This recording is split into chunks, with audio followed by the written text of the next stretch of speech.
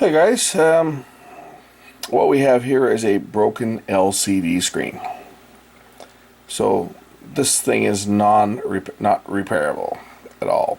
Nothing you can do. You can see the screen's broken. Look at, you can see the cracks. See the cracks in the screen? It's not broken on the front, but internally the glass is broken on this thing. So this is one that's going to be going into the recycle bin. But before I do that, I'm going to pull the boards out of it and see if there's any salvageable boards that can be maybe used in another set that that hasn't suffered quite the same fate as this one. And you can actually see the screen has suffered some type of fate. There's where the screen is actually cracked. You can see it. And if I press on the screen, you can actually see the cracks. See the cracks? The glass is actually broken. That's what's causing all these funky colored lines here. And you can see the liquid crystals. You can see the liquid just moving. Ooh, look at that. So what we're going to do, this set obviously is beyond repair. There's no way to fix this thing. But let's just see exactly what goes on under the hood of one of these cheap. This is a Curtis. I bet you we're going to find that this panel is a name brand. Maybe a Samsung, maybe an LG, maybe even a Sharp. Let's tear this puppy apart and see who actually made the guts of this thing. What do you think? So, I've already done the liberty of taking the screws out of the side, so we can just pop this thing apart. And it should just pop, the bezel should just come off. Oh, look at that. So, we've got the bezel off the set here, and this is the LCD panel. So, the next thing we're going to do is we're going to remove the panel from here and take a look at what's under the hood here on this thing. So we'll remove a couple more screws that hold the LCD panel in place.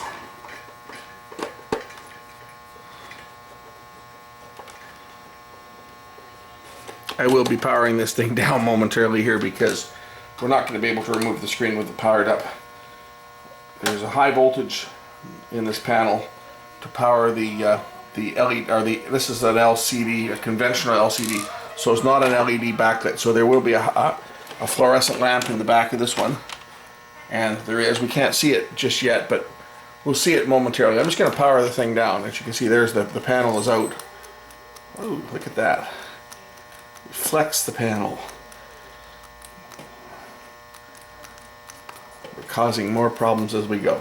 Okay, we're just going to power this thing down by unplugging the power, and we'll disconnect the high voltage inverter board, which is back here.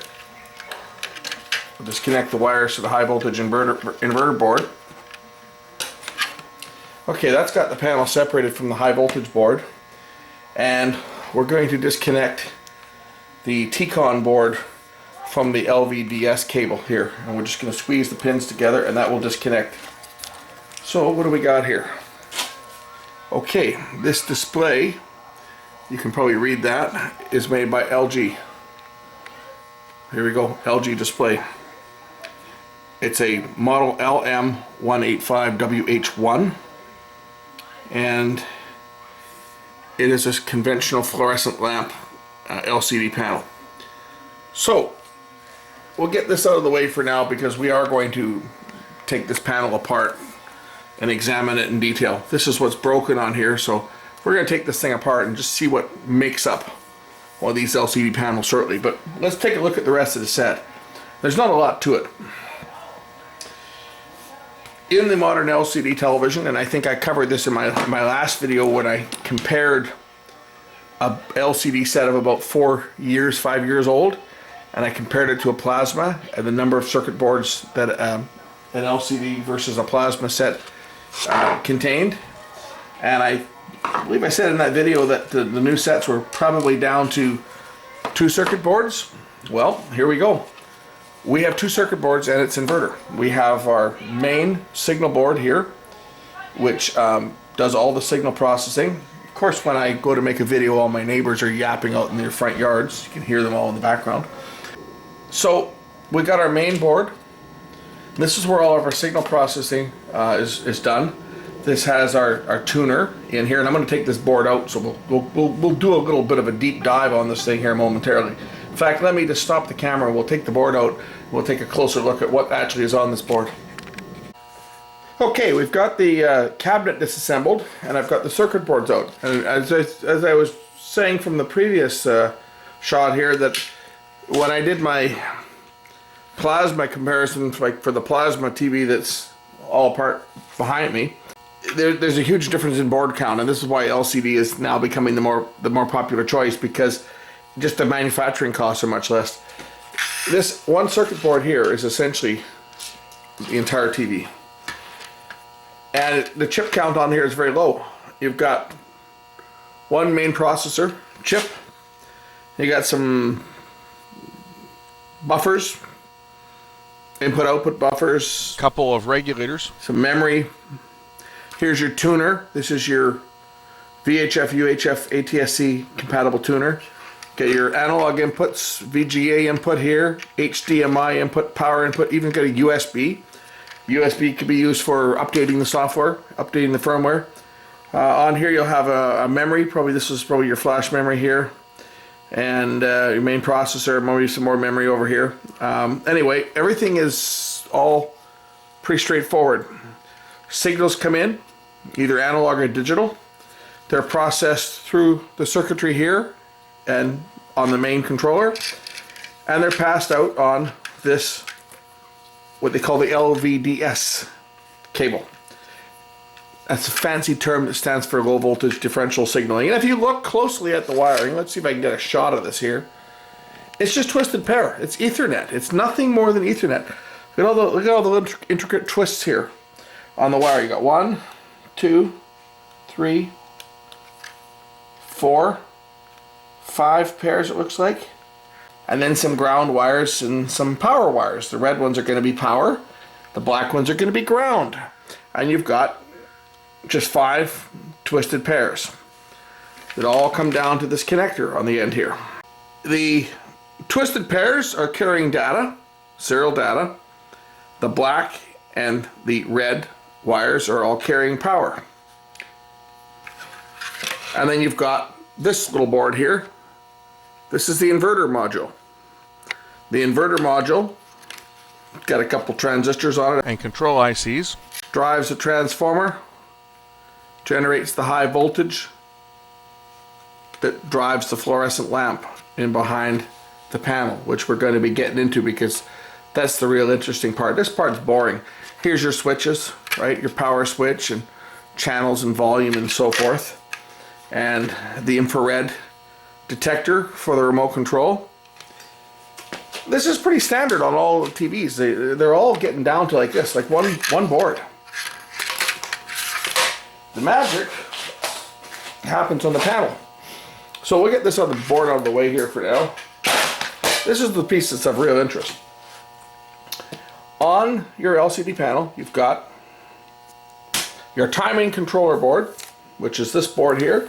This receives the serial data signals from the main board, the main control board, and it processes those signals into the horizontal and vertical signals that drive the LCD panel.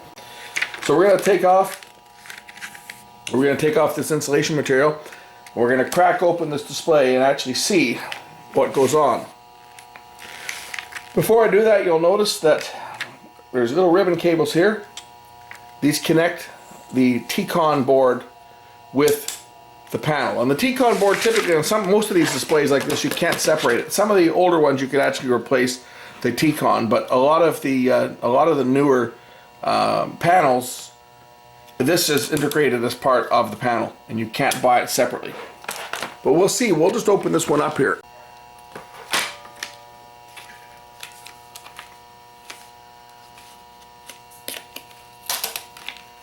And there we go. There's nothing. There's no components. So you've got a couple of ICs, 3 ICs, a couple of transistors, 2 chip resistors on here, and that interfaces with the actual display.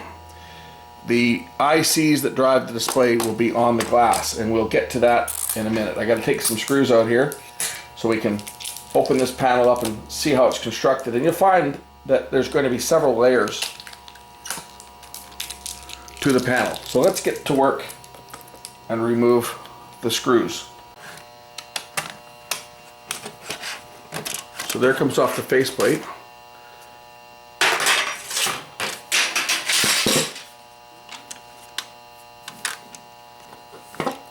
There's more stuff to come off here too. But here comes out the panel. So here's the glass. This is our glass panel. This is our backlight. Hey, we could even light this thing up. There we go. So we know the light works. Well, we knew that before anyway, but there's our panel. If you want a nice white light for something, you know, there's the backlight.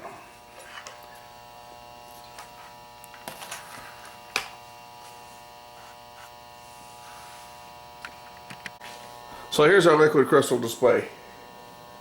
If we hold it up to our light,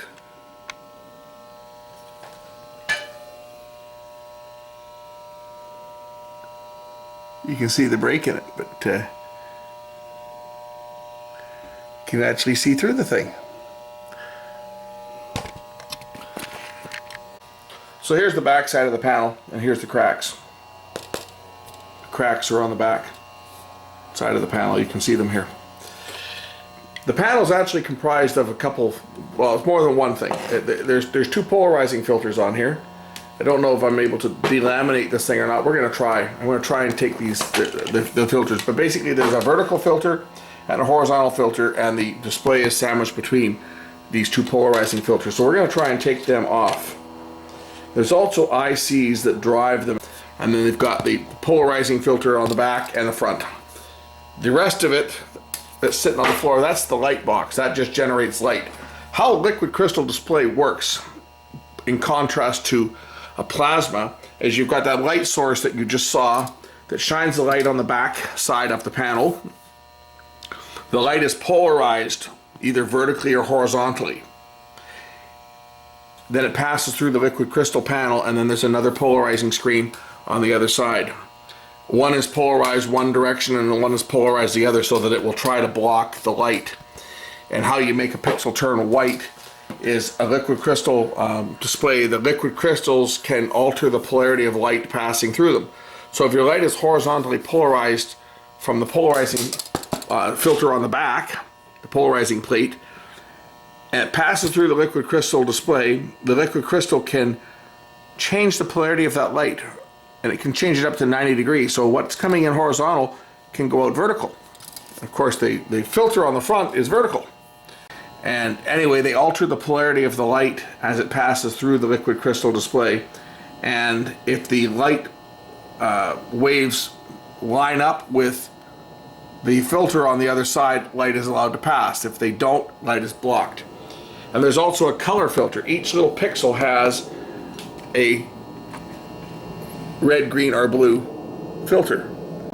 Well, as you can see here, I've been working at it, and I've actually starting to get the screen to separate. It will probably separate into the two glass panes. It's going to, it looks like. There we go. This is the inside of a liquid crystal screen. Look at that. We've separated the two glass panels from each other. This is the back plane, and you can actually see the liquid of the liquid crystal display on the glass. I don't know if the camera, you see the little drops of the stuff? We'll just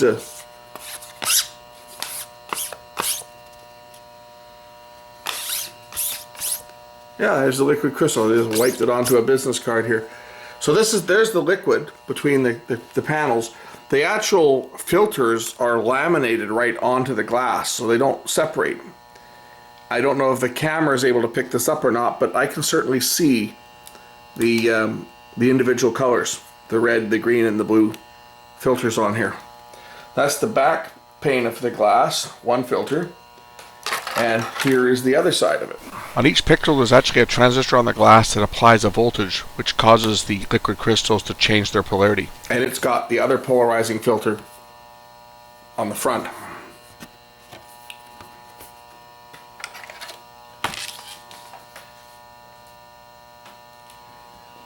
I'll try and get a shot of how these things work. If we turn them, let's just say one is polarized one direction and one's polarized the other. If I can get my lights through here, let me just point the camera up here at the light. Here's an example here. I've got it shining at a light. Okay, I've got the panel 90 degrees, and as I rotate it, that light goes out. See that?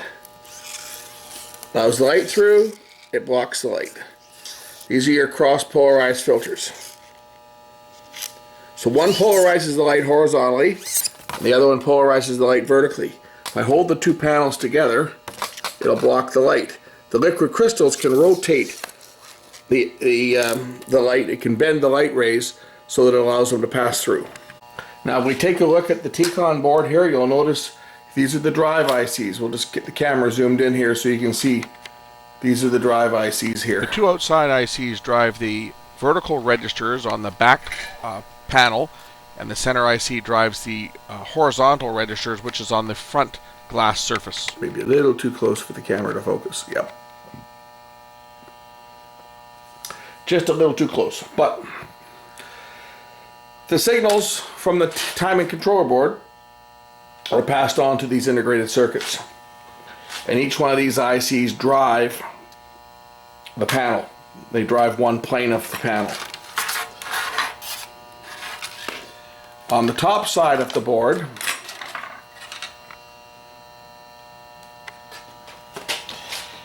there were other conductors that pass the signal down to the X and the Y. One controls it off the edge here. So it's tough to see on camera, but I can see the fine wires here that all come around from these ICs, and they drive wires embedded into the glass, transparent etched wires. And on the other panel, they are the other plane. This one here, they are running across this way. On the front panel, they are running across this direction. So there's 1080 on a full high definition panel. This one's not a full high definition. This was a 768 by, I think it was 1270 by 768, something like that, 1280. So there's 768 wires that go across this way. And on this one here, there's 1280 that go up and down. And they're all controlled by these timing controller ICs, which are embedded into these flexible circuit boards. And they all feed little fine wires. Some of them feed the vertical drive, and others feed the horizontal drive. One is on this one pane of glass, and the other one is on the other, and the two of them are sandwiched together. The connection is made right here. There's, I don't know if you can see that or not, but this stuff that I'm scraping off, this is where the two panel pieces were bonded together. This is where the actual connection is made from one panel to the other, from the front to back, and so forth. Anyway, that's an LCD panel, and now this unit can go to the recycling bin. As you can see, there's not a whole heck of a lot in LCD televisions these days. Not like the old sets. There's really not a lot inside these things, and now you can appreciate why they've gotten to the price point that they have, because really there's not much in them. But bearing that in mind, it's relatively easy to break these things, whereas your old CRT sets from 20 years ago, you know, they had glass because they were under, it was a picture tube under high vacuum. They had glass that could be anywhere from, you know, half an inch thick to some of the big tubes. The glass was an inch thick on the face of them. It was pretty tough to break them because the glass was so thick. You really had to try to break them. Now the glass is maybe 2 millimeters. It doesn't take much to crack that. It doesn't take much of an impact to break the glass. If I just give this a little bend, it will break. It's not going to shatter because it's got the laminate on here. But if I bend this, it'll break. If I hit it, let's just hit it with a screwdriver for the heck of it, just to show you how easy it is to break it. Doesn't take much of a hit. That was just a little tap. See that? Doesn't take much to break an LCD panel. Same goes for your laptops. You sit on them, they're toast. Your dog steps on it, it's toast. I think a big cat could probably break it too. It doesn't take much to break them. They're pretty fragile devices. Here's the front side of this one. It was the back side that was broken, but the front side will break just as easy. Okay, that made a liar out of me.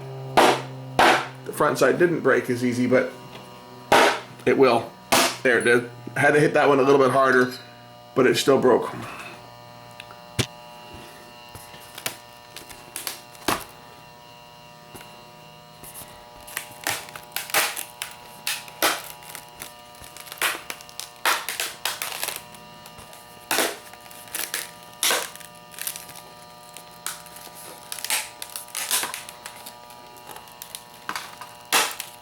I'm trying to get the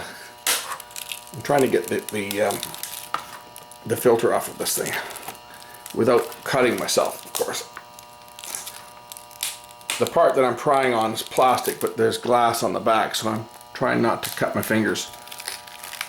Anyway, you get the idea. That's what makes up an LCD screen. Now it's off to the responsible recycling center for this. Just before I go, I'll just let you see the T-Con board. They basically just stick these drive ICs on. They'll just peel right off. They're not soldered or anything. They just basically press fit them on and glue them. They bond them on with a conductive glue onto these connectors, and they line up at different places because different boards, different displays would have different drive ICs connected. And here's the integrated circuit itself. If we get in close on this thing here, it just broke. But this is actually silicone or silicon. There's a chip inside here. It's right on. The chip is right on this flexible circuit board itself.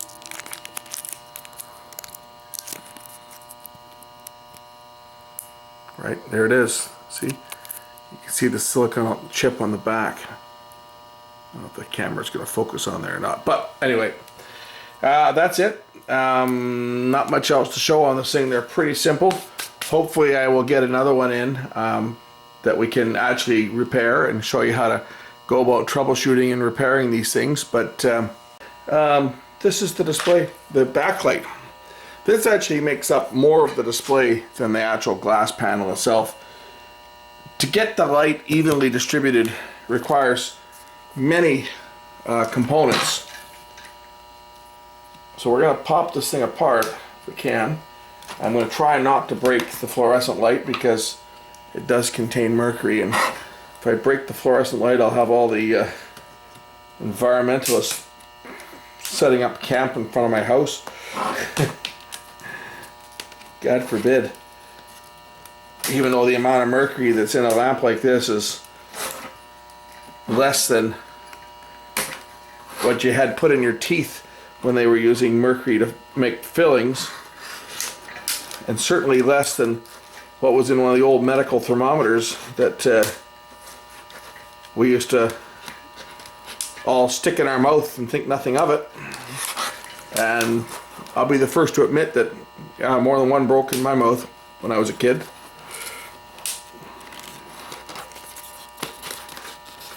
I think I turned out relatively normal, considering the amount of mercury that I've probably ingested over the years with, you know, in tooth fillings and other exposure to mercury throughout the years.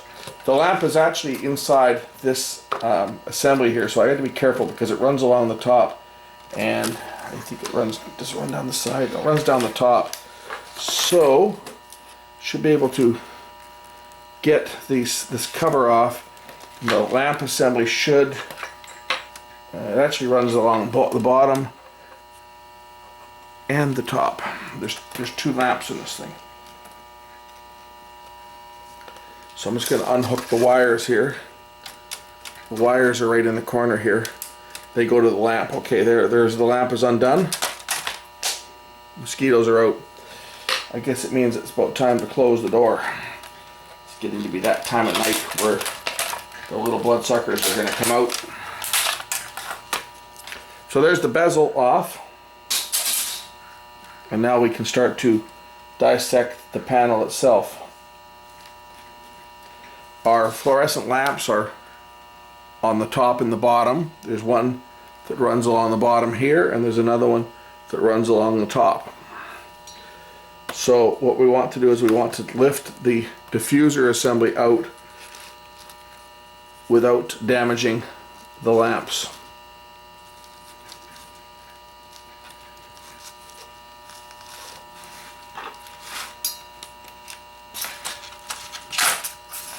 There we go. So this is our diffuser.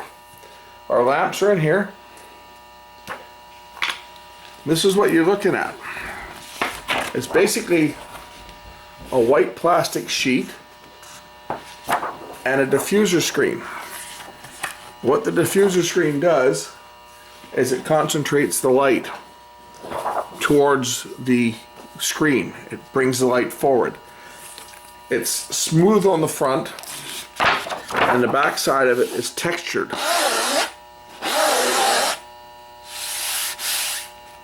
So the light shines through this panel. The light actually enters through this. It's a plexiglass type panel. This is not glass, it's plastic. The light enters through the edge here where it hits the etched surface, and it causes it to reflect back towards the white backing to give you uniform display.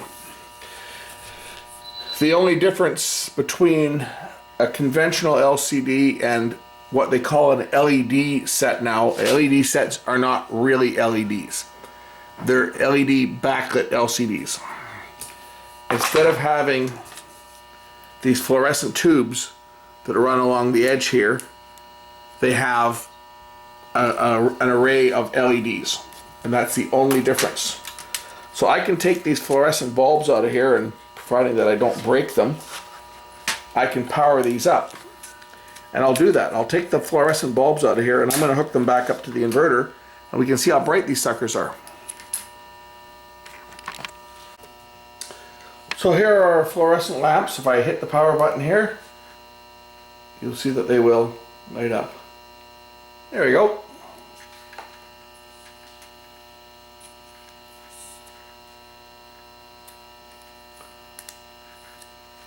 There's not a lot of mercury in these things. These are what's called a cold cathode fluorescent, and they will run for hours and hours and hours. And it's almost worth it just to keep the inverter just for these. These could provide a nice light for, I don't know, a cabinet or something. I might even find a use for the lights. Now that I'm looking at these things, they're very nice and small, and they throw off a fair bit of light. I'm just thinking, I'm just thinking of something that I could possibly use these little fluorescent bulbs for, and I'm thinking, you know, it looked nice lighting up my stereo cabinet, highlighting the equipment. Anyway, there's the CCFL backlights, and they still work. I just got to figure out how to fire this inverter up without having the rest of the circuitry. I'm sure that's not too difficult though. 12 volts across one of the pins here, I'm sure, is all it needs to have. It's hooked up with a looks to be like about a six conductor ribbon cable, but I doubt very much whether we need that. There's more than likely just a 12 volt supply and maybe a signal to turn it on and off and ground. Anyway, that's there you go. That's all there is to it. Okay, it wasn't hard to figure out how to make these things work on their own because the circuit board's marked 12 volt, 12 volt, on off, adjust, ground, ground. Okay, Well, we know the two 12 volts go together. Another one toggles it on and off. That's the control of the on-off. And the adjust. You put it to 12 volts, they get dim. You float it, they get a bit brighter. You put it to ground, the lamps go up to full brightness. So, single 12 volt supply, inverter, two nice bright. These are really quite bright. I know where I'm going to put these things. I'm going to put these things in my wife's pantry to light it up. I think she'll be impressed with that. These things are really bright. I can't get over it. I mean, the camera doesn't do it justice. It's bright in this shop. Let me turn out the light in here, because we're filming under a 400 watt high bay metal halide lamp. So I killed my studio lamp that makes all the noise. Now you can get an idea of how much light these things actually throw out, and they throw a fair bit of light.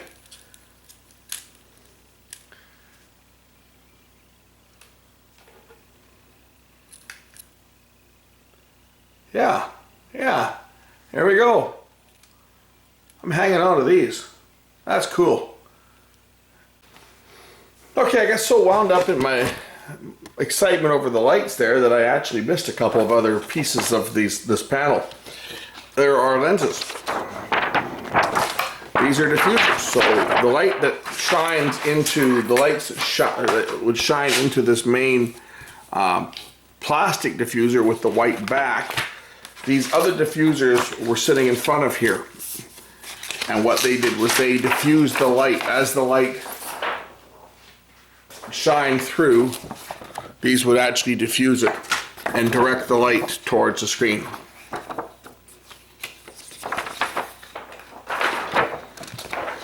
One of them's got a fairly reflective surface on it, and the back side of it is white. So these are just diffusers.